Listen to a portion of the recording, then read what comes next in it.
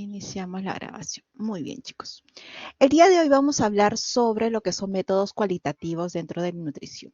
La antropología, como una ciencia social y como todas las ciencias sociales, apoya a la ciencia como tal con sus métodos cualitativos, ¿no? Entonces vamos a revisar dos técnicas. En este caso vamos a hablar sobre la entrevista, vamos a hablar sobre los grupos focales que practicamos mucho dentro del día a día, incluso de nuestra quehacer dentro de un consultorio nutricional, porque un recordatorio de 24 horas y demás es parte de una entrevista que tenemos con nuestros pacientes.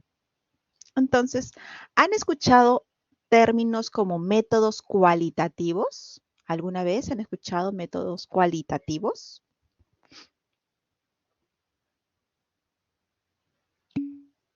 ¿No? Primera vez, algunos sí, algunos no. Cuando decimos métodos cualitativos es porque estamos viendo más la parte de cualidades o atributos. Atributos de situaciones, de personas, características tal vez. Hay una diferencia con lo cuantitativo, que es básicamente números, porcentajes, promedios y cosas por el estilo. ¿Okay? Entonces ahí viene un poquito la diferenciación. Ustedes como investigadores, porque todo profesional es llamado a ser un investigador, pueden optar por dos líneas dentro de su investigación, los cuantitativos, que suele ser el grueso mayor, y los cualitativos, que al día de hoy se le está dando mayor importancia. ¿Ok? ¿Por qué? Porque en investigaciones cuantitativas, tenemos el 98%, si no es un poquito menos, 95% de las investigaciones son cuantitativas y solo un pequeño porcentaje son cualitativas. ¿Okay? Ambas son igualmente importantísimas y se complementan para aportar a lo que es la ciencia. ¿Okay? A ver, chicos, ¿alguien más no está escuchando? ¿Ya todos escuchan? Si no, hay que, de repente se retiran, vuelven a ingresar, los esperamos un minutito para poder continuar con esto. Sí, profesora, sí se escucha. Ya, perfecto. Hay algunos compañeros que de repente no pueden escuchar. Igual está ya grabando la clase para que por ahí lo puedan reescuchar o algo por el estilo, ¿no? Más adelante. Entonces vamos a seguir, ¿ok? Al finalizar la clase, ustedes van a poder identificar concretamente estos dos métodos cualitativos para una investigación dentro del área de nutrición, ¿ok? Entonces, dentro de las técnicas de investigación antropológicas como tal, vamos a mencionar que lo importante aquí es que esta ciencia o esta disciplina de la antropología identifica tres métodos. ¿Okay? Un etnográfico, investigación, acción participativa y lo que es etnohistórico. Esto es propio de las investigaciones antropológicas. ¿Okay? La técnica por excelencia en antropología viene a ser el trabajo de campo. Ese trabajo en el cual pues la persona, el investigador, se interna con una comunidad para poder estudiarlo o poder aprender lo más que pueda de esa cultura o de ese grupo humano. ¿Ok? Para esto, pues en el trabajo de campo hay fases, ¿no? No es tan sencillo como, ok, me voy a averiguar cómo es vamos a decir, los guarunas. Ah, ok, cojo mi mochila y me voy. No, tiene que haber ciertos pasitos previos a ese trabajo propio de campo. Tiene que haber una relación con la comunidad. Yo tengo que apersonarme, tengo que conocerme, tienen que presentar, porque hay muchos lugares en los cuales tú entras y no sales. Se ha visto casos, incluso hace poco estaba viendo un reportaje en TikTok, que a veces hay así personas que suben situaciones y unos entrevistadores querían hablar con una persona reconocida, no recuerdo si era de Honduras, pero era un lugar de Centroamérica, y se percataron de ciertas cositas y al final era como que, ¿cómo le llaman esto? Cuando se comen a sí mismo, canibalismo. Salieron corriendo porque ellos también muy imprudentes, simplemente encontraron un contacto y se internaron. Entonces hay que tener una relación con la comunidad. Previamente tienes que saber a qué comunidad estás llegando, ¿no? Si bien vas a estudiar una comunidad en concreto, pero hay como una semejanza en comunidades similares con el cual tú te puedes más o menos ir familiarizando, ¿ok? Eh, bueno, vamos a seguir. Hay como técnicas, observación, simplemente es observación. El antropólogo no hace más que observar y nada más. Y otra que es en el cual la persona participa. ¿Usted recuerda Nacional Tuesta cuando iba y hacía sus entrevistas y sus documentales? ¿Ella solo observaba o participaba? ¿Qué hacía? ¿Solo miraba? ¿Solo filmaba? ¿O ahí estaba bailando, brindando, comiendo, ¿no? Participaba, correcto, porque la interpretación o la observación es diferente desde un punto de vista en el cual tú eres, digamos, partícipe, es diferente. ¿No? Ya ustedes cuando vayan a hacer su CERU o cuando vayan a hacer sus prácticas preprofesionales se van a dar cuenta.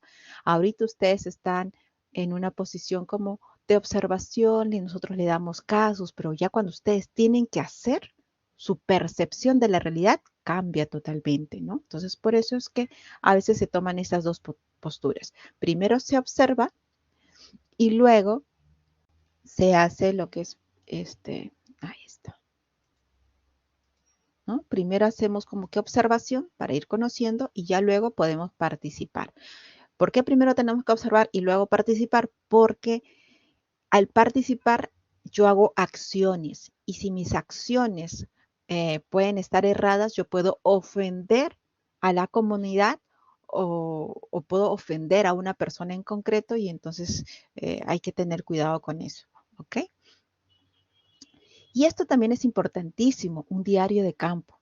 La mente es muy frágil, no todo lo que grabas en audio o en video es suficiente, hay cositas que tú lo necesitas anotar. Algunos me dirán que es la vieja escuela, que ya no se usa, que etc., pero eh, es un recurso todavía que al día de hoy se practica mucho. ¿Ok? ¿Por qué? Porque si bien tenemos, no sé, estas cintas que te graban y todo lo demás, va a depender de si tienes batería, de si hay luz, de si no está dañado el equipo y mientras cumplamos todo eso, funciona. Y si no, ya nos quedamos sin nuestra herramienta. Por eso un diario de campo en el cual tú escribas siempre va a ser, digamos, un poquito lo más confiable, ¿no? A veces hay personas que se internan en comunidades donde pues la batería o todo lo demás le dura poco tiempo, ¿no? Y tienen que estar priorizando en qué momento utilizarlo, en qué momento sí, en qué momento no. Y otro punto que son las consideraciones éticas. Y aquí hay un sentido que hay que tenerlo presente. Cuando a mí me hablaban o yo escuchaba de, tienes que ponerte en el lugar, en los zapatos del otro. ¿Han escuchado esa frase? Ponte en los zapatos del otro para más o menos tener una semejanza o una empatía, ¿no? ¿Y saben qué es lo primero que tienes que hacer para ponerte en los zapatos de otro? Quitarte tus zapatos. Porque tú con tus zapatos no te puedes poner los zapatos de otro. Y miren ese punto, ¿no? Importantísimo, en el cual, digamos, tú te tienes que despojar de tus creencias, de tu punto de vista para ponerte en el lugar realmente de la otra persona bajo su punto de vista, bajo su percepción. Y es por eso que es muy difícil ponerse en el lugar de otro porque mientras tú no te quites tus zapatos, no te vas a poder poner en los zapatos de otro. Y esto de las consideraciones éticas viene mucho de eso, ¿no? Porque lo que para ti es ético, para la otra persona no lo es y viceversa. Y la única forma de entenderlo es realmente querer involucrarte y tratar de entender lo más posible a la otra persona o a la comunidad, ¿no? Por eso aquí hay que tenerlo presente. Seguimos. Digamos que el trabajo de campo por excelencia, ¿no? Que es el diario de campo y todo lo demás, pero existen otras como lo que son las fuentes orales, que parte de ellos son las entrevistas, las fuentes documentales, en las cuales va a depender mucho del grado, ¿no? eh, o el tipo de comunidad al cual tú llegues, porque habrá comunidades en las cuales no vas a encontrar fuentes documentales, ¿no? Porque es un lugar donde no existe la escritura, ¿no? Y entonces solamente habrá fuentes orales, ¿no? Y lo otro que es cartografía social, ¿no? Y aquí también para ver cartografía social, pues van a haber necesariamente fuentes documentales, ¿no? Una cartografía social puede ser pues un hospital, digamos, ¿cómo se llama esto? Una iglesia, ¿no? Instituciones como tales, en las cuales tú puedes ir a acceder, encontrar cierta información. En un hospital tú puedes ver cuántos son los nacimientos, cuánto es el porcentaje de la población que se enferma o qué enfermedades son más predominantes. En la iglesia tú puedes ver cuántos matrimonios hay, cuántos bautizos, ¿no? Cuántas misas se realizan, ¿no? Dependiendo, independientemente de la religión, siempre hay como un registro, ¿no? De esas actividades que se están haciendo dentro de esa sociedad, ¿no? Entonces, una vez que el investigador fija su tema de investigación, tiene que considerar desarrollarla, pero después de que ya llegó, investigó y todo, todavía queda un pasito que viene a ser el tratamiento de esos datos, de todo lo que ha recolectado, filmado, tomado fotos y etc., ¿no? Y entonces ahí viene la parte interesante, porque el investigador tiene que interpretar, tiene que traducir, tiene que explicar y tiene que describir. Y lo importante en la antropología es que el investigador no tiene que darle un juicio de valor, no tiene que decir si lo que están haciendo está bien, está mal, no tiene que ser lo más neutral posible. Y ahí radica mucho la dificultad de las investigaciones antropológicas y de cualquier investigación cualitativa, que el investigador tiene que ser lo más neutral posible, ¿ok? Y en ese tratamiento de datos, pues construcción de categorías es como la organización de los datos, ¿no? Si yo voy a trabajar con una población, yo tengo que empezar a ver cómo voy a presentar la información, que si primero por grupo de edad, que si por género, que si por de repente economía, o sea, actividad que estén realizando, o sea, yo voy a ver cómo organizo la información para irlo presentando, ¿no? Para hacer mi documento, mi informe, mi monografía, ¿no? Y ya con todo eso claro, empiezo a lo que es el texto escrito, ¿ok? Y ahí nuevamente yo lo voy a estar leyendo, reescribiendo. En algunos casos los antropólogos eh, como que su trabajo antes de publicarlo se lo presentan a otra persona para que le dé un visto, una revisión, ¿no? Y le dé algún alcance, si le parece bien, si le parece que es prudente, etc., etc. Y con eso ya lo pueden presentar, ¿no? Porque recuerden que a veces eh, ¿no les ha pasado que ustedes leen un documento dos, tres veces y llega alguien y dice, oye, esa palabra está mal escrita? ¿Y tú qué? ¿Cómo? Pero si lo he visto tres veces y yo no me había dado cuenta del error. A veces pasa, nuestro cerebro rellena o no sé, este, como yo le he leído, yo creo que está la palabra o está bien escrito, etc. Entonces hay esos detallitos que hay que prestarle atención, ¿no? Por eso a veces siempre te dicen que le des a un asesor, un revisor o simplemente a un colega, ¿no? Que pueda leer tu documento antes de que tú lo puedas presentar, ¿no? Para que ver si hay alguna observación, algo que puedas haber pasado por alto, ¿ok? Entonces, todo eso es dentro de lo que es una investigación de antropología, ¿ok? Y acá en el punto de material audiovisual hay que tener en cuenta que al día de hoy se pide mucho permiso, se tiene que tener autorización para utilizar material audiovisual, ¿no? Antes no era así. Antes recuerdo el caso de, no me acuerdo, pero era alguien de mi familia. No recuerdo qué era, si era el abuelito de mi papá o el abuelito de su abuelito, no recuerdo bien la historia, pero resulta que la foto de su abuelito, digamos, sale en la portada de un libro de historia, ¿no? Y cuando él ve ese libro, dice, él es mi abuelito. ¿Tu abuelito? Sí, una vez fueron, le tomaron foto y ya después el señor lo publicó. Al día de hoy, esa persona, si pasara, ¿no? ya tendría que estarle dando algún tipo de regalía o tendría que haber hecho algún contrato, porque antes era más sencillo filmar, tomar fotos, ¿no? Al día de hoy ya no, ¿no? Cuidan mucho su imagen y demás, ¿no? Y más cuando hay niños, han visto que incluso lo que hacen es, ¿cómo se llama?, taparles o distorsionar el rostro para que no se visualice, entonces hay mayor cuidado, ¿no? Con justamente exponer a las personas, ¿no? Incluso en otros países está prohibido que tú salgas, filmes y que en esa filmación captes a una persona, ¿no? Entonces hay que tener en cuenta algunos aspectos que al día de hoy van cambiando, ¿no? Entonces, aquí vemos lo que son los aportes que ha hecho las ciencias sociales a la ciencia de salud.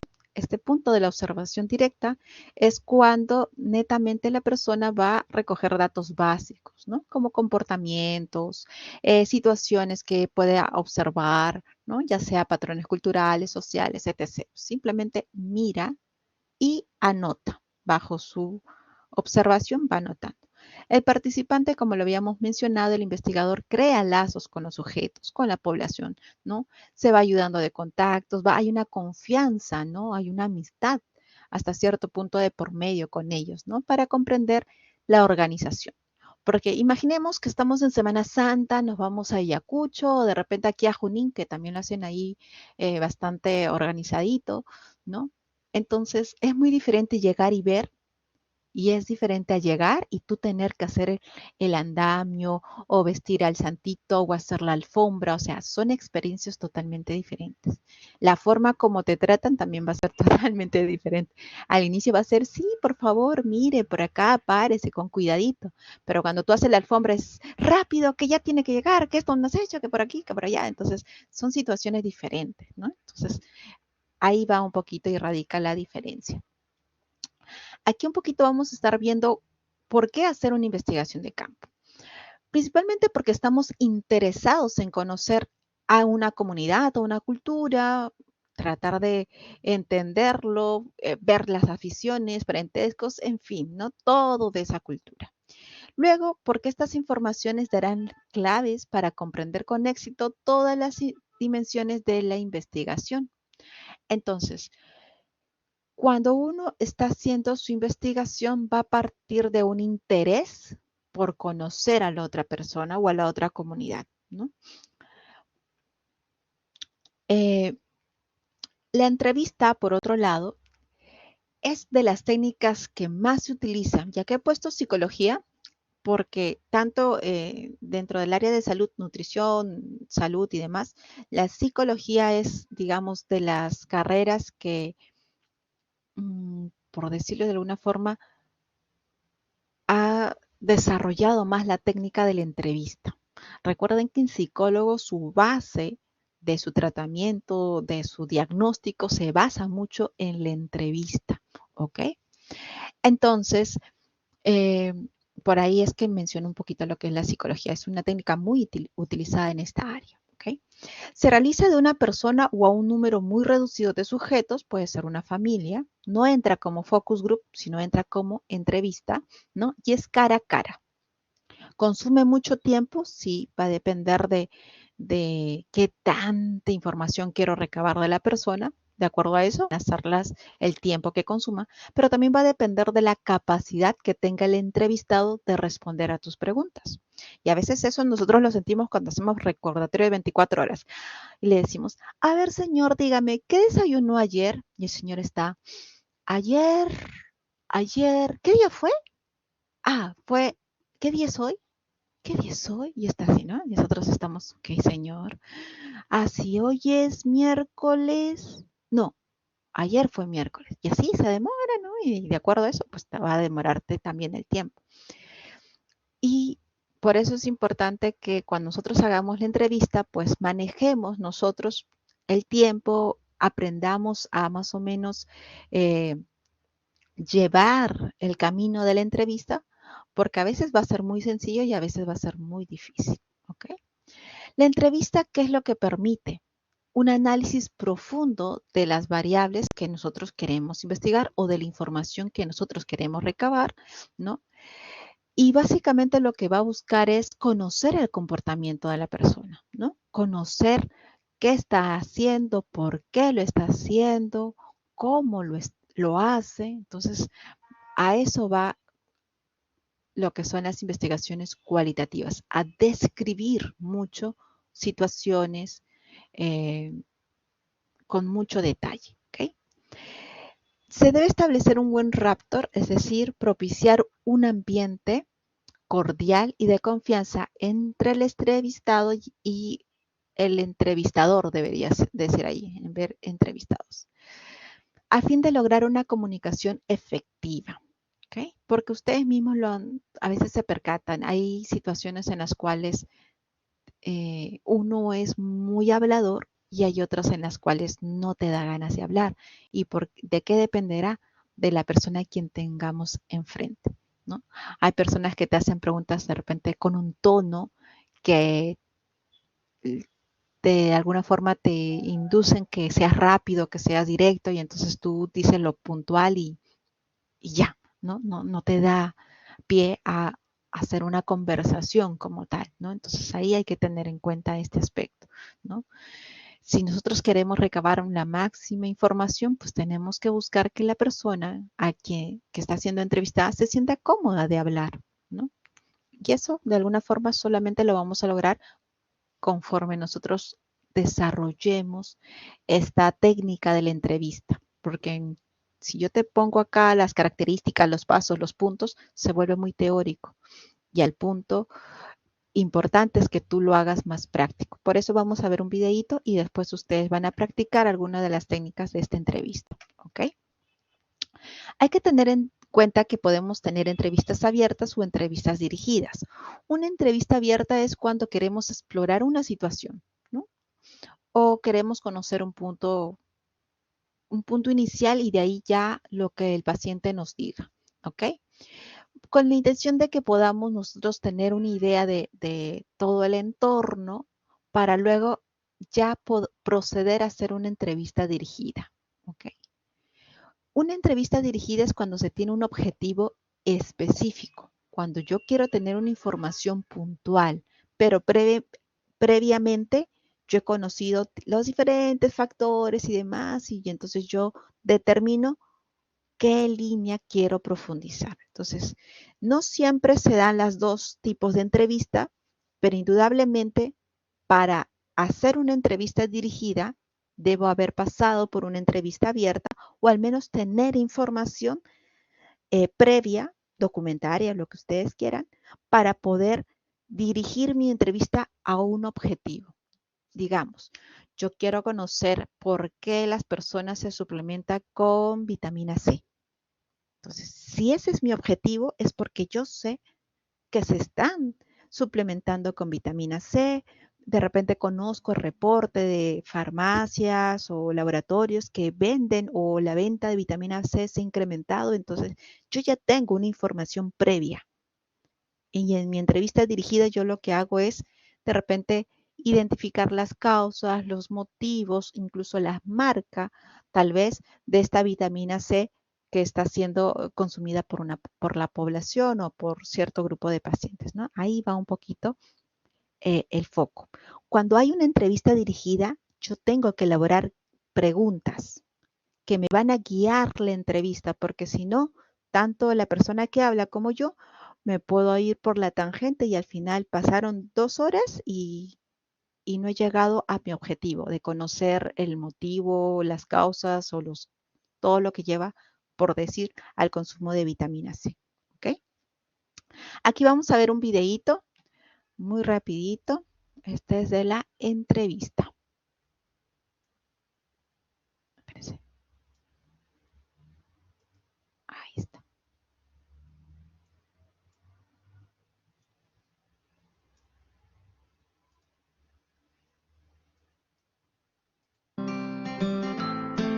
Historia. En sus antecedentes podemos referirnos a los diálogos de Platón, mayéutica, como el primer uso del diálogo para acceder al conocimiento. El origen de la entrevista deriva de la divulgación de los usos periodísticos. La entrevista se afirma en los medios de comunicación al punto en que se vuelve la base original de las noticias. orientadas a 3 objetivos fundamentales: obtener alguna información del entrevistado, conseguir comentarios sobre un hecho, perfilar la semblanza de un hecho. Es hasta finales de los 30 del siglo pasado, cuando comienza a ser utilizada por las ciencias sociales en las tareas de investigación. Por entrevista se entiende una conversación verbal entre 2 o más seres humanos, entrevistador y entrevistado. Es una conversación que establecen un interrogador y un interrogado para un propósito expreso. Existe de antemano un objetivo preestablecido por los interlocutores a través de un acuerdo mutuo. Por esto, la entrevista es capaz de aproximarse a la intimidad de la conducta social de los sujetos. En investigación cualitativa, la entrevista no se basará en cuestionarios cerrados y altamente estructurados, aunque se puedan utilizar, sino en entrevistas más abiertas. La entrevista cualitativa se encuentra a medio camino de una conversación cotidiana y una entrevista forma.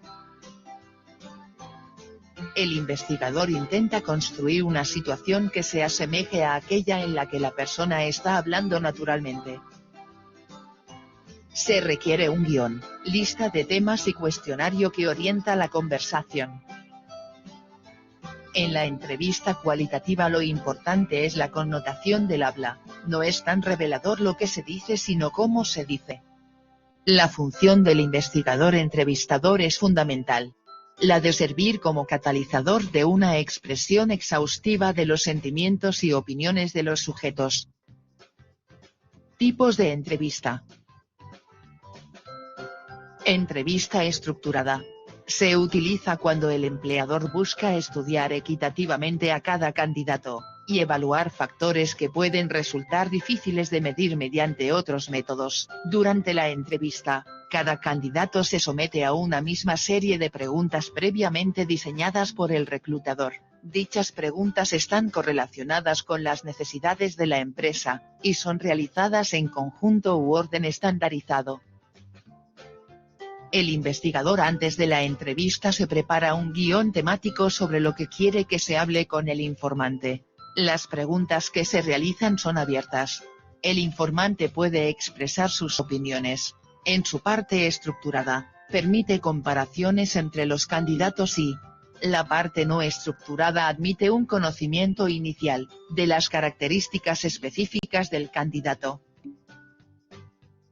No estructurada. Se trata de una entrevista libre, sin programa ni lista de preguntas. Tiende a buscar una conversación más que un vaivén de preguntas y respuestas. Se caracteriza además porque las preguntas que se formulan van surgiendo de acuerdo al desarrollo de la conversación. Este formato de entrevista puede ser beneficioso o no, pues puede suceder que descuide preguntas o puntos importantes por la dinámica del diálogo.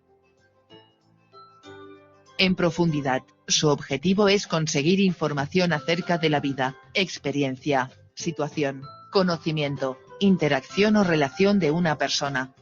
Sobre un objeto, evento, situación, tema concreto, expresado con sus propias palabras y visto desde su propia perspectiva. Entrevista enfocada. Una entrevista a profundidad pero dirigida a situaciones concretas.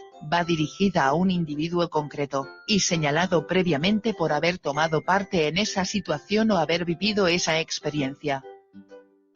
La entrevista focalizada utiliza una estrategia estructurada de exploración para obtener las experiencias más importantes del entrevistado, pero sin que saquen conclusiones sino narrando los comportamientos concretos y de manera tal cual sucedieron. Proceso. En el inicio de la entrevista, el entrevistador debe buscar establecer una afinidad con el informante para la obtención y recolección de datos. Debe presentar el contrato comunicativo en el que el entrevistado tratara de establecer afinidad entre los dos. En el comienzo de la entrevista se debe procurar romper el hielo, y que la conversación tome un tono más cotidiano y relajado. Dentro del desarrollo se encuentra la parte principal y más extensa de preguntas y respuestas de toda la entrevista. Puede que haya una orden respecto a la importancia de las preguntas. Por otro lado, el desenvolvimiento de la entrevista depende de dos saberes, el arte de preguntar y el arte de escuchar. Conclusión. Se debe anticipar el final de la entrevista para que el informante recapitule mentalmente y tenga la oportunidad de profundizar o expresar ideas que no ha mencionado. Se debe hacer una síntesis de la conversación y puntualizar la información obtenida.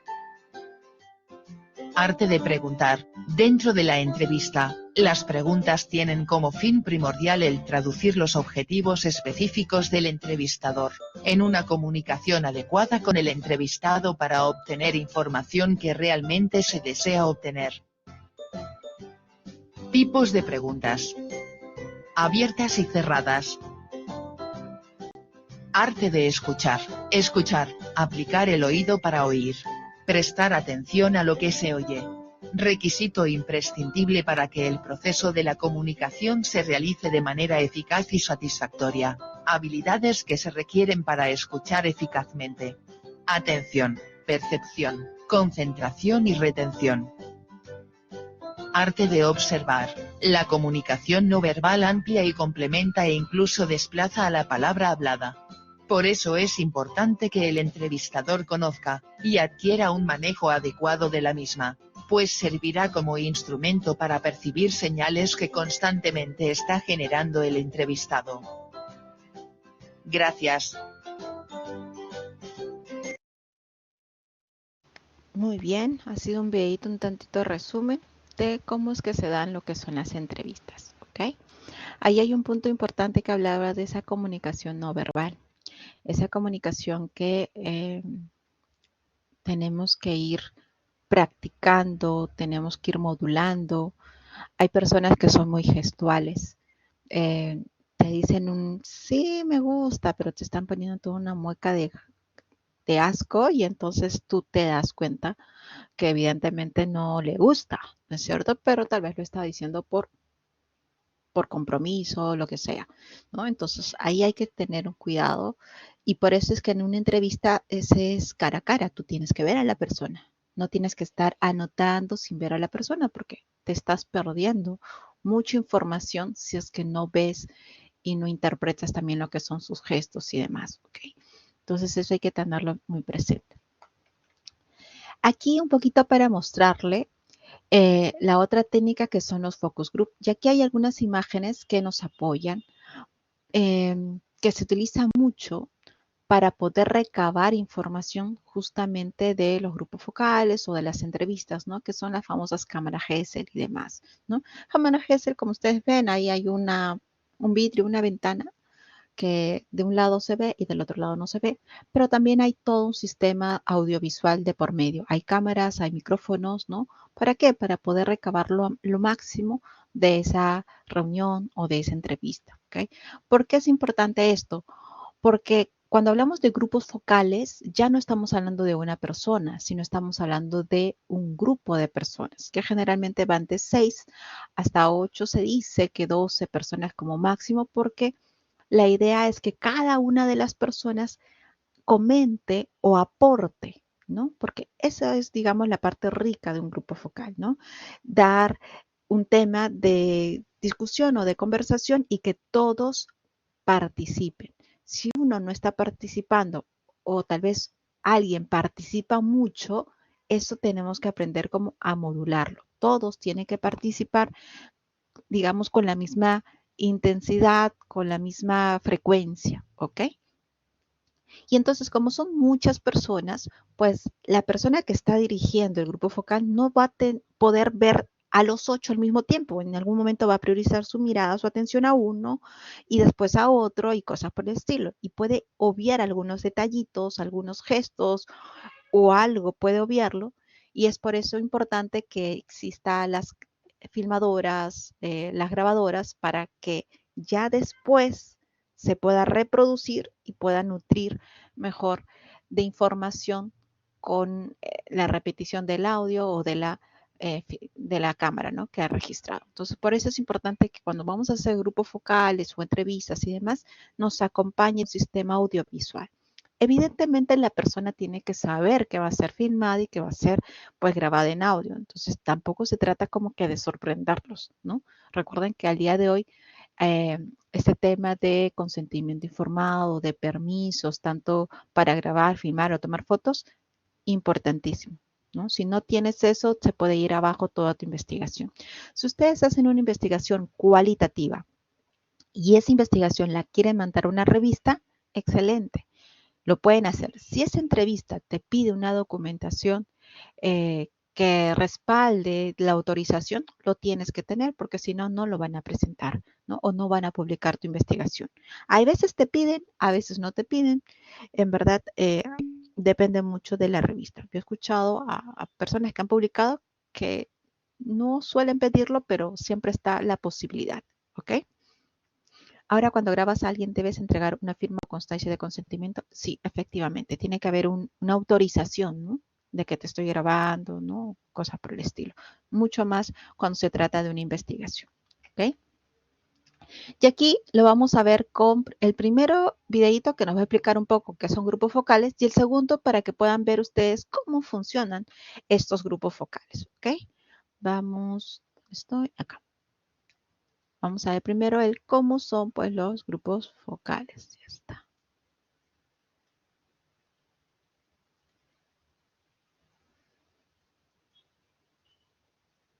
Hola a todos. El día de hoy hablaremos sobre Pero lo voy a acelerar porque aquí habla muy despacito. Un poquito nada más. una técnica de recolección de datos denominada grupos focales, Ay, no, ya empezó a hablar muy rápido. Me confundí de video. Ya está. la cual es utilizada en investigación y acción participativa. Primero que nada, ¿qué es investigación y acción participativa? Se encuentra dentro del paradigma cualitativo de la investigación. Se define como un método de investigación que promueve la participación de las personas. El objetivo es dar solución a la complejidad de sus problemáticas mediante el diálogo y la colaboración de las personas. Dentro de este tipo de investigación existen diferentes tipos de recolección de datos, entre las cuales se encuentran las entrevistas, los informantes claves, los diarios de campo, la observación directa y los grupos focales. Pero, ¿qué son los grupos focales? Según Kitzinger, este instrumento se define como una forma de entrevista grupal que utiliza la comunicación entre investigador y participantes con el propósito de obtener información. Se reúnen 3 a 10 personas desconocidas que comparten características similares relacionadas al tema de investigación. Su propósito se basa en comprender lo que el grupo de discusión piensa, siente, sus motivaciones, valoraciones y expectativas sobre la temática. ¿Cuál es el rol del investigador? Es el moderador y está encargado de guiar al grupo focal, donde debe mantener un ambiente de confianza, conocer las características del grupo que está coordinando, plantear las preguntas, escuchar y registrar las respuestas de los participantes, manejar las emociones que surjan, dirigir el diálogo para que se desarrolle de forma ordenada, estimular la participación para que se genere interacción y para que no sea percibido como distante por los integrantes del grupo. Los grupos focales también cuentan con una serie de etapas para su desarrollo. Dentro de las etapas, para lograr una aplicación exitosa, estas se deben realizar de forma minuciosa y sistemática. Dentro de la primera etapa se contempla la formación de los grupos, la selección, la captación y convocatoria. Los puntos claves para lograr esta fase son tener claridad del perfil necesario de los participantes, tener un contacto efectivo con ellos, tomar en cuenta cualquier factor que pudiera interferir con la convocatoria. Dentro de la etapa número 2, se contempla la elaboración del guión de entrevista. Este guión posee una lista de temas o cuestiones a tratar a lo largo de la reunión que sirve para garantizar que se recoge toda la información necesaria para responder a los objetivos del estudio. En la etapa número 3 se contempla el desarrollo de una reunión, donde se da la moderación. El moderador debe considerar aspectos logísticos para generar un clima relajado y confortable para los participantes, como la elección del lugar, el ambiente y la comprobación de la comodidad de los participantes. Dentro de esta misma etapa, Número 3, se encuentran diferentes fases. La fase número 1 contempla la introducción, en donde el moderador da la bienvenida y presenta el método de trabajo a los participantes. La fase número 2 contempla la preparación del grupo, en donde la participación del moderador será mínima en el grupo de trabajo, dando protagonismo a los participantes y sus opiniones, para así fomentar la confianza en el grupo. El objetivo dentro de esta fase es que el grupo, aunque tenga diferencias, logre interactuar entre sí. La fase número 3 contempla el debate a fondo. Los participantes deben pasar de opiniones generales a opiniones que se desarrollen a profundidad. El moderador debe estar mucho más atento a cada detalle y presentar un juicio objetivo y dirigir la discusión. Y la fase 4 es la clausura del grupo, en donde el moderador resalta los puntos más relevantes de la participación y señalando, finaliza agradeciendo a los participantes su colaboración. Siguiendo con el análisis de información, veremos que hay diferentes métodos que van a depender de los objetivos del estudio y del paradigma teórico en el que se mueva el investigador. Dentro de estos métodos se encuentran la lectura preliminar, el uso de códigos y la transcripción de grabación del grupo focal. Finalmente, estos métodos favorecen la organización de la información en categorías o criterios que son seleccionados a criterio del moderador. Utilidad de los grupos focales. La generación de ideas creativas y la espontaneidad. Estos poseen flexibilidad para explorar nuevos aspectos y dimensiones de un problema. Es muy útil para temas complejos sobre los cuales se dispone de poca información. Se obtiene información de varias personas a la vez. Los grupos focales permiten la información de alta validez subjetiva y es relativamente rápido y menos costoso que otras técnicas. Los grupos focales tienen una variada utilidad. Según Kinsinger, la mejor manera de saber si el grupo focal es una opción apropiada o no en un caso concreto es intentarlo en la práctica. En la aplicación, en la investigación de acción participativa, busca producir cambios en las situaciones que las personas están viviendo con el fin de resolver su problemática planteada. Por lo tanto, los grupos focales les concede visualizar estas dificultades existentes mediante dos dimensiones. La dimensión simbólica, que tiene un trasfondo de subjetividad, y la dimensión práctica, que apunta hacia un trasfondo de objetividad. Aplicación de los grupos focales en el ámbito de salud. Su objetivo es responder y satisfacer las problemáticas enfocadas en la calidad de la atención en salud. Se aplica a nivel primario, secundario o terciario y se puede formar grupos focales conformados por pacientes, enfermeros, médicos, entre otros profesionales. Aquí se pueden realizar una valoración de las necesidades y preferencias de los pacientes, identificación de obstáculos, desarrollo de materiales educativos, evaluación de la calidad de los servicios, comprender actitudes y percepciones frente a comportamientos de riesgo, analizar las creencias y valores culturales dominantes, generar un vínculo y una comunicación interpersonal efectiva. Agradecemos su atención. Esperamos que les haya gustado. Muy bien. Por ejemplo, cuando nosotros veíamos el tema de la suplementación de las chispitas, los multimicronutrientes, se empezaban a hacer estudios cualitativos porque por más que el Estado hacía un esfuerzo por darle a la población estos nutrientes, la población no lo consumía. Entonces se tenía la necesidad de saber el por qué, ¿no? Y eso es cualitativo, ¿por qué no lo consumían? Que les tenían miedo, tenían desconfianza y qué pasaba, ¿no?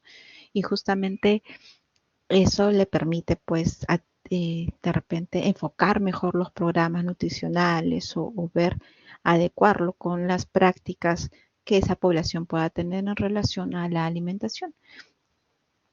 Ahora vamos a ver cómo funciona realmente, o sea, un focus group, digamos, ejecutándose un focus group. A ver.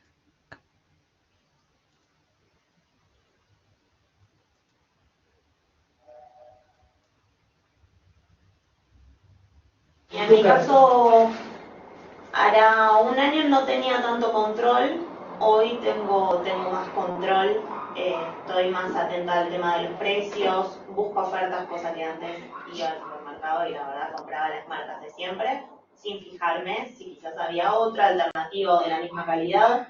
Y después al consumo fuera de lo que es lo cotidiano, o sea, una ropa, hoy comparo más y estoy más medida en cuanto al exceso de consumo. Es decir, antes quizás me compraba un jean y si me salía 1.800, iba y lo pagaba igual. Hoy lo pienso más. ¿Cómo se siente hoy con los supermercados? Que te están robando todo el tiempo. Sí. Si no te roban en los precios, te roban en el tiempo. Porque tardás 200 años en pagar. Porque tienen 7 cajas y 3 cajeros. Entonces, como sea, me están robando. Me roban el tiempo y me roban la plata. Decirle a los supermercados. No, los supermercados, sí. Eso, digamos, yo evito guiar en el supermercado, hacer una oferta especial y uso de la proximidad como guía. Y no te dan buena calidad de cosas tampoco. La carne, muy pocos supermercados te dan buena calidad. Si no, es un desastre. Muchas veces compro un pollo y te lo dan podrido. Sí, eso es uno de los motivos también por los cuales yo voy a personas que conozco y puedo mirar a la cara a la hora de comprar. Como que tenían cosas muy congeladas hace mucho tiempo y como que las van sacando y es una cosa. ¿En serio? No. Te da bronca, eso también. Te suben los precios, pero la calidad te baja. Claro. La calidad, la cantidad. ¿En qué? Los celulares no duran nada. Los celulares no duran nada. Y los vinos, ¿no? Por ejemplo, hay marcas de champagne que no era lo mismo hace 10 años atrás, por ejemplo. ¿Para mejor o para peor? No, para peor. Todo para peor. El sabor. Por ejemplo, el Chandon no es lo mismo ahora que hace 10 años atrás. Me da lo mismo, no sé, nada me da lo mismo en realidad. Es como que lo voy eligiendo, a lo sumo probaré, me arriesgaré a probar otra cosa, pero así como que ir a comprar es que me da lo mismo, creo que no compro nada. De las manos en el fuego por Las nada. medias puede llegar a ser, pero... Okay. O sea, no es interesante lo que dice, no es que te da lo mismo, probás y ves cuánto te satisface. Es distinto, es un concepto que yo no lo tenía, no lo había pensado. Sí, yo tengo en ese sentido el mismo criterio. O sea, a veces necesito mucho limón, a veces necesito... Y van cambiando y yo tomo todos los días, por ende yo tengo registro total y a veces la siento de peor calidad y es una bebida que supuestamente es una fórmula que no tiene que cambiar. Sí, porque aparte lo ves más caro y decís, esto no está igual que siempre. Es peor la calidad. Entonces Y a veces ves que está mucho más caro y está peor. Claro. ¿Quién quiere empezar? No, yo puse que suban los precios y que las marcas bajen la calidad, eso es lo que más me molesta. Y yo, bueno, me puso totalmente de acuerdo. ¿Qué te entiende? Bueno, yo puse más o menos lo mismo. La Rivada Argentina, que es de lo que hablaba de la verdulería, el ejemplo puntual, que suban los precios así desmesuradamente cuando a veces no está justificado. Ahí la mano de obra es la misma y te lo suben porque estamos en un periodo de inflación y me subiste el precio, pero ¿por qué? O sea, tenés que regatear todo, la otra vez un flete, comprate, y el tipo me pidió un montón de plata y me terminé regateando y me lo bajó. ¿Cómo es la cosa? ¿Cuál es el precio? Eso me molesta. ¿Cuál es el precio? Claro, o sea, hoy por hoy hay No hay cosas que no precio. sabemos que, claro, no tenés idea de los precios. Porque te van tanteando a ver si te pueden cobrar más. Entiendo. Creo que hasta ahí, chicos. ¿Qué les va pareciendo lo que están viendo en el caso de la entrevista? ¿De qué creen que están hablando? Bueno, en el focus group concretamente.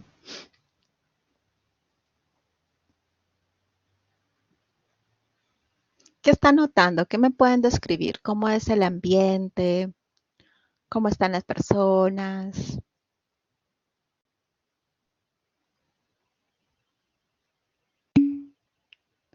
Relación precio-calidad en los supermercados. Intercambian opiniones, efectivamente, ¿no? ¿Qué más hay? ¿Qué más hay ahí en la mesa? ¿Alinean conceptos? No tanto, Jesús. Puede ser que, por ejemplo, a veces pasa que cuando a ti te preguntan, oye, ¿qué piensas de los supermercados? Respondes lo primero que se te viene a la mente. Pero cuando escuchas a la otra persona dices, oye, sí, tiene razón, eso también, estoy de acuerdo con eso. O te mencionan algo que a ti te llevan a pensar por otro lado. Y entonces, por eso es importante que cuando se realicen los focus groups, pues todos sientan, digamos, esa libertad, ¿no? Correcto, ajá. Muy bien, están debatiendo de sus experiencias en los supermercados, ¿no? Hay una pregunta que decía, lo que me molesta, ¿no es cierto? Y algunos dicen o dan opiniones que el que está guiando, digamos, el focus group dice, oye, eso yo no lo había pensado, qué interesante, ¿no? Entonces, eso es, digamos, lo importante. Vean también que hay pues una mesa redonda o ovalada en el cual todos tengan contacto visual, ¿no? Porque eso hace también que todos pues puedan participar, muy diferente a que si los sentamos en líneas, ¿no? Es como que cuando tú pones a alguien detrás o alguien adelante, como que a veces no fluye toda la conversación, ¿no? Exacto, ¿no? Cuando uno opina, el otro recuerda que también le pasó. Exacto. El focus group siempre tiene un monitor. Depende del área. Sí, tiene que tener medio audiovisual, pero no siempre es que tenga que tener un monitor, ¿no? No es un requisito, pero sí tiene que haber una cámara que esté filmando y un buen micro que esté registrando todo, ¿no? Para después, pues puede ser reanalizado, ¿no? La información. A ver, vamos a terminarlo de ver, ¿ok? Barato porque la luna salió y le pegó el sol y ese día más barato. No, yo quería comprar y que el lunes salga barato y que el martes salga barato y que el miércoles salga barato. Yo con las marcas, no un tema de comprar menos, porque compro una cantidad que a mí... Cambias por otra marca que sea más barata. Cambio por ahí. Uno ya prioriza no la marca, sino ya el valor, de cuánto lo está pagando. Igual trato de mantener un poco la calidad, pruebo igual, no es que yo voy y compro solamente por el precio. Compro si lo conozco, si la calidad buena, y si llega a ser más barato, obviamente. Bueno, la lechería yo la compro, y sé que además la cerveza es buenísima, la probé buena, listo. Una vez hace muchos años compré una Carrefour, uno se llamaba, era agua. Igual, agua colorante. Ya quedó en la historia. Eso es verdad, ya quedó en la historia la marca. Más que nada con las cosas de los chicos, yo algunas cosas de marca le compro. Para que compren. Las galletitas, a ellos les gustan las sonrisas, también que te venden por el paquete y eso. Pero yo le voy a decir, ay no, es una vez que le compras. Hay cosas para ellos que sí. ¿Alguna vez? Sí, casi siempre. Con los días.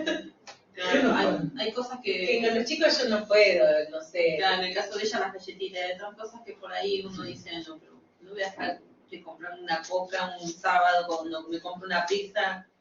No voy a comprar con el jugo que lleva todo de lunes a viernes. Digamos, sigo todavía en alguna cosa, digamos. Claro, algunas cosas de marca sí, Coca-Cola. También te Coca-Cola.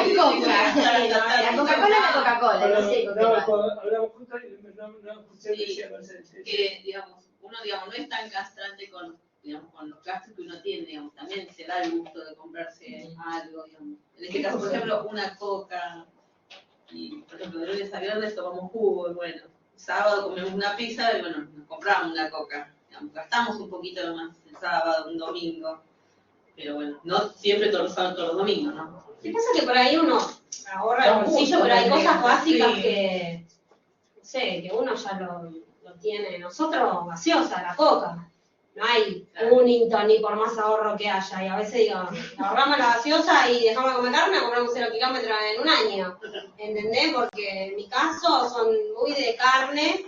Sí, que soy caso chico. Mi marido le pongo una manada y nos divorciamos, ¿no?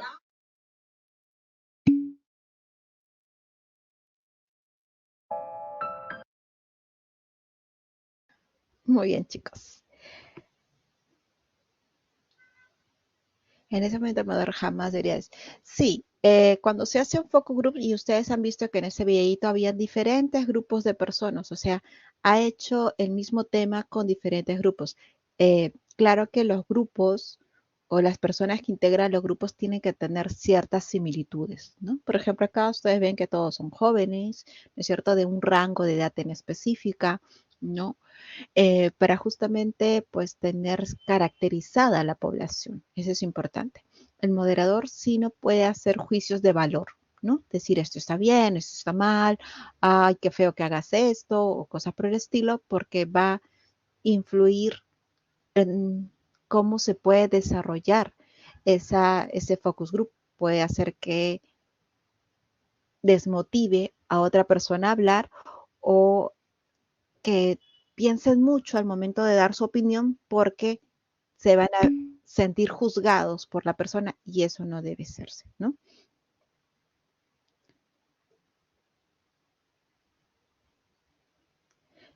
Generalmente cuando se hacen este tipo de reuniones se trata de llevar todas las opciones para que justamente la persona que participa se sienta cómoda, ¿no?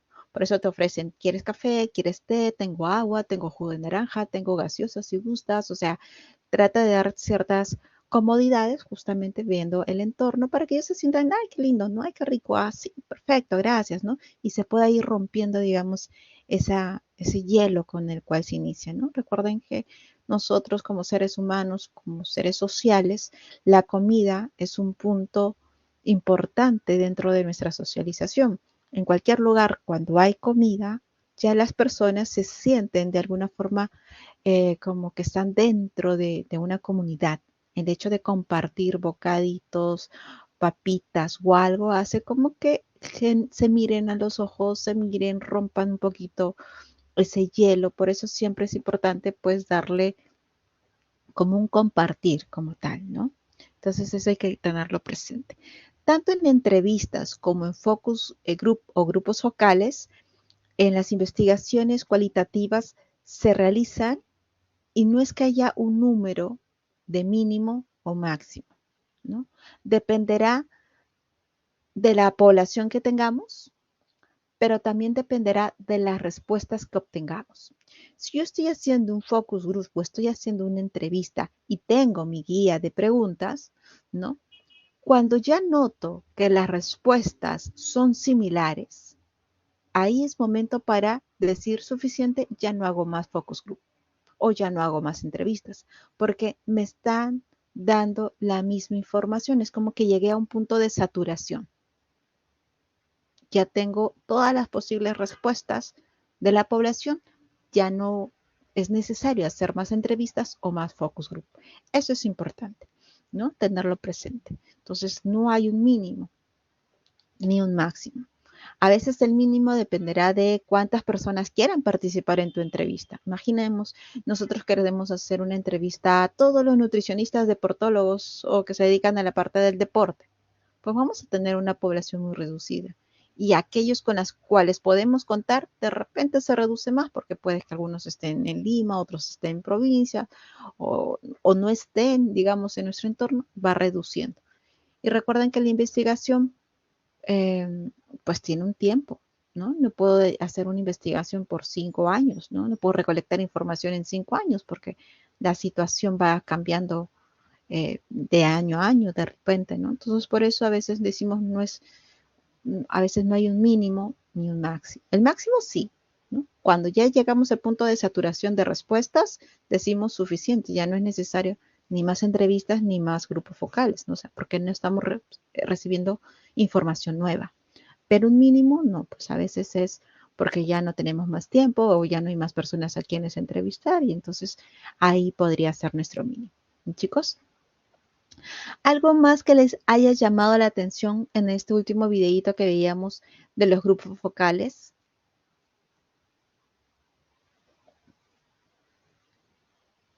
¿Algo más que veíamos que nos llamó la atención? Tal vez no se van a percatar, pero al momento de la edición te ponían la pregunta, ¿no? O de qué tema iban a hablar. Tal vez no pregunta, pero sí de qué tema te iban a hablar. Entonces, justamente esas pautas son esa guía de pregunta que tú haces, ¿no? Para que el tiempo que tú tengas sea aprovechado y no se vayan como por la tangente. Exacto, hay un guión, ¿no?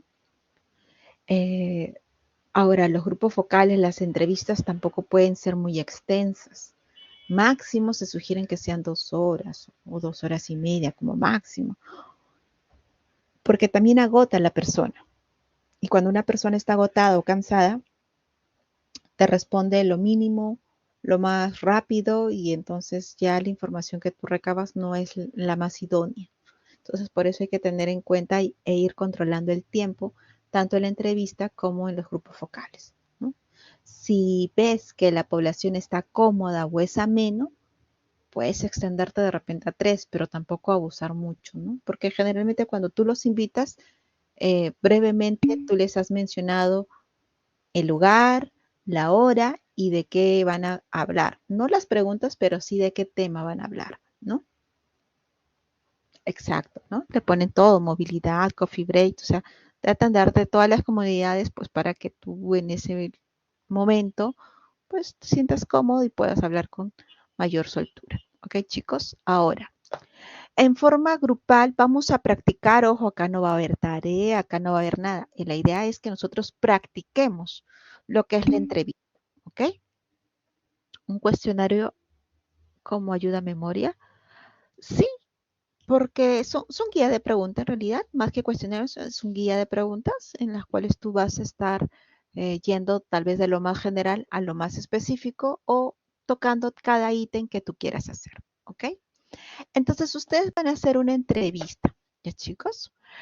Brevemente vamos a darnos un tiempo en el cual cada uno va a pensar en un tema y va a ser una guía de preguntas muy cortita de 5 preguntas en base al tema que ustedes están pensando.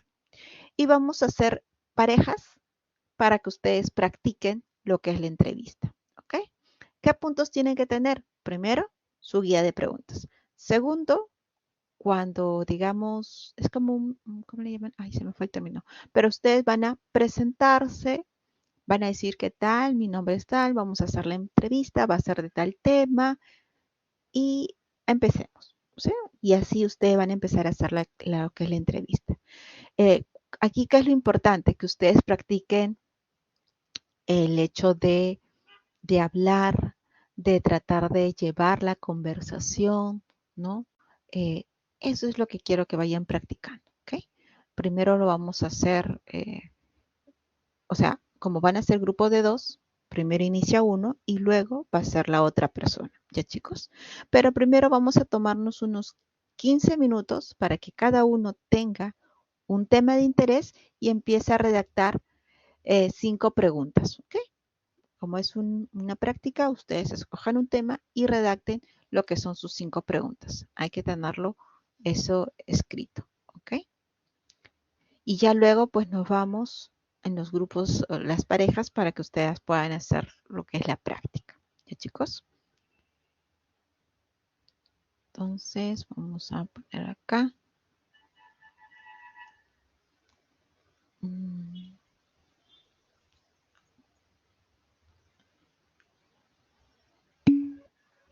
Tema libre, correcto, Carmela. Tema libre.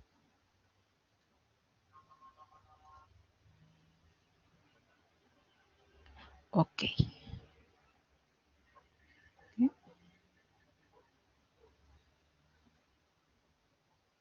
Entonces, chicos, va a ser así aleatorio, solamente un grupo. No, entrevista, entrevista. Tú y una persona. Primero vamos a hacer una entrevista. ¿Okay? Solamente va a haber un grupo de 3 en las cuales se van a ir turnando. Ya pasé la asistencia. Buenas noches. Chicos, recuerden que yo paso la asistencia al inicio para ya darle check a esa actividad. Recuerden también que es un tema puntual, no les afecta a ustedes, así que no se preocupen. ¿Ok? ¿Me puedes escuchar? Sí, escucho a alguien. Hola, ¿qué tal, Mises? Dime, Dani. Usted me escribió un mensaje por el aula virtual sobre que no se podía colocar mis notas. Sí. Yo hice el ticket con contacto cliente y me dijo que ya está para que pueda colocar la nota. Ok. Listo, Daniel. Ahorita lo voy a revisar. ¿Ok? A ver, chicos.